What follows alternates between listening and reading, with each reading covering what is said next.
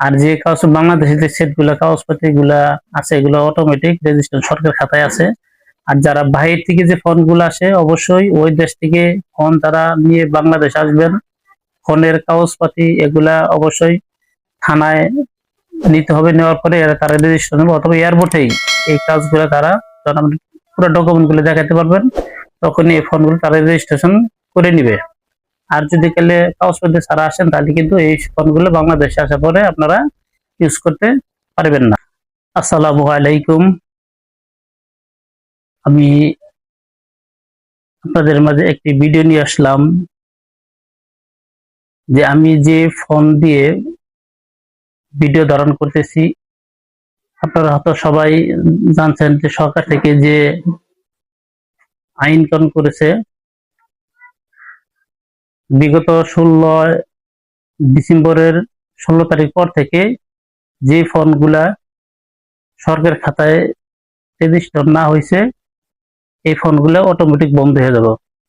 কোনো সিম এবং মেসেজ কোনো কিছু এই ফোন থেকে যাবে না, বন্ধ করে দিবে। আর এই ফোনগুলো বন্ধ করার কারণ হইলো বাংলাদেশের যে চোরাই মোবাইলগুলা বিভিন্ন দেশ থেকে যে মোবাইলগুলা নিয়ে আসে চুরি হওয়ার কারণে এই আইন কানুনগুলা করতেছে বাংলাদেশ সরকার। কিন্তু যাদের ফোন সরকারি খাতে রেজিস্ট্রেশন আছে এই ফোনগুলো বন্ধ হবে না। যারা যারা এই বিষয়টা জানেন না তাদেরকে এই ভিডিওর মাধ্যমে আমি বিষয়টা জানিয়ে দিলাম। সেজন্য ফোনটা আপনাদেরকে আমি জানালাম বিষয়টা।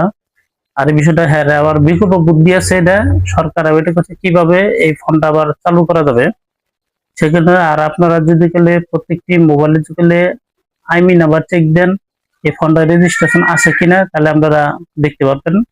আর রেজিস্ট্রেশন করার জন্য আইমি নাম্বার লাগবে। আইমি নাম্বারটা আপনারা যেভাবে চেক করবেন *#06# এটা দিলে প্রত্যেকটি মোবাইলের আইমি নাম্বার আসবে। এই আইমি নাম্বার দিয়ে আপনারা চেক করতে পারেন এই ফোনটা রেজিস্ট্রেশন আছে কিনা। আবার এখানে আর একটা প্রশ্ন থেকে থাকে যে ফোনগুলো যে মানুষ এত টাকা দিয়ে কিনছে, কেউ অফিসিয়াল কেউ আনঅফিসিয়াল, এই ফোনগুলা তাহলে মানুষের তো এত টাকা লস হয়ে যাবে, তাহলে বিকল্প বুদ্ধি কি? এই ফোনগুলো আবার চালু হবে এভাবে করতে হবে, আপনাকে ওই ফোন নিয়ে অথবা থানায় যেয়ে আপনাকে কি করতে হবে, সিম এবং ভোটার আইডি কার্ড ফোনের সাথে রেজিস্ট্রেশন করে নিতে হবে।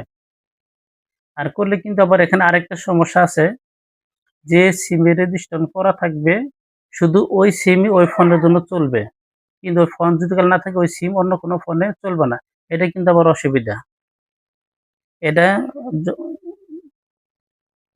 এই সমস্যাটা আবার পাবলিকের জন্য কি এই সমস্যাটা বেশি। কিন্তু এটাও সরকারের কাছে আমরা আহ্বান করবো যাতে এর বিকল্প যাতে অন্য একটা পদ্ধতি বের করে। আর যে পদ্ধতিটা সরকার দিতেছে এটা অবশ্যই ভালো একটা পদ্ধতি, তাহলে দেশ থেকে চুরি কমবে, কেউ চুরি করে কোনো ফোন বিক্রি করতে পারবে না, চুরির হারটা কমবে, অবৈধভাবে কোনো ফোনগুলো মানুষ ইউজ করতে পারবে না, অফিসিয়াল ফোনগুলো সবাই ইউজ করতে পারবে। আজকে যে ভিডিওটা আপনাদের মাঝে দিলাম সচেতনমূলক ভিডিও, এটা সবাই জানার দরকার ছিল। এটা অবশ্য অনেকে জানে অনেকে জানে না। আর যে কাগজ বাংলাদেশের যে সেটগুলা কাগজপাতি গুলা আছে এগুলো অটোমেটিক রেজিস্টার সরকার খাতায় আছে। আর যারা বাইরে থেকে যে ফোনগুলো আসে অবশ্যই ওই দেশ থেকে ফোন তারা নিয়ে বাংলাদেশ আসবেন।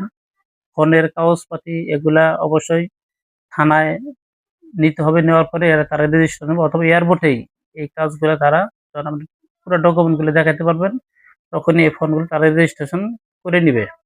আর যদি কালে কাগজপত্র ছাড়া আসেন তাহলে কিন্তু এই ফোনগুলো বাংলাদেশে আসার পরে আপনারা ইউজ করতে পারবেন না। আজকে এই পর্যন্তই। আসসালামু আলাইকুম।